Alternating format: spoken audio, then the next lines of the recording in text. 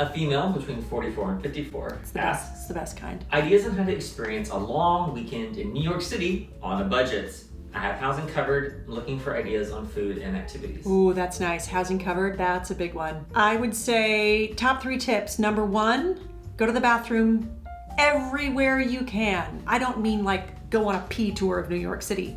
I mean every time you're in a place that has a bathroom, much like your mom would tell you on a car trip when you were a kid, I don't care whether or not you have to go, try and do it, because bathrooms with public access are limited. Number 2, carry that water bottle and fill it up anywhere you can that doesn't charge you, because bottled water I find to be an unnecessary expense. New York City water is really, really, really good. Like, it wins awards, it's so good. So carry that water bottle around, decide all the things you want to do in a day, and then cut it in half, because you're not gonna be able to do everything in a day that you want to do.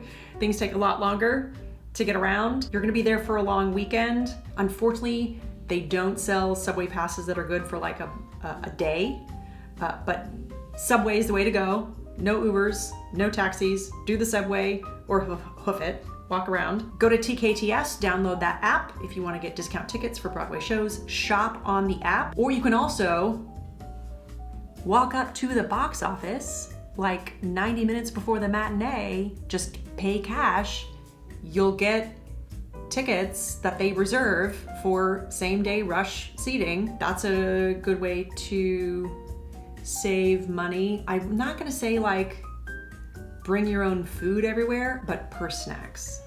I'm telling you, purse food. You gotta bring snacks. Snacks, like it's a road trip. Snacks. Do you have any must-do things in New York, like an idea though for food and activity? Must-do food? You can get any food from almost anywhere. So I don't know what it is you really, really want to eat. I will say super popular restaurants where the chef's been on a televised cooking show are going to be difficult to get into. Use the Resi app or online reservation apps to try to get a reservation for that restaurant for dinner. Activities.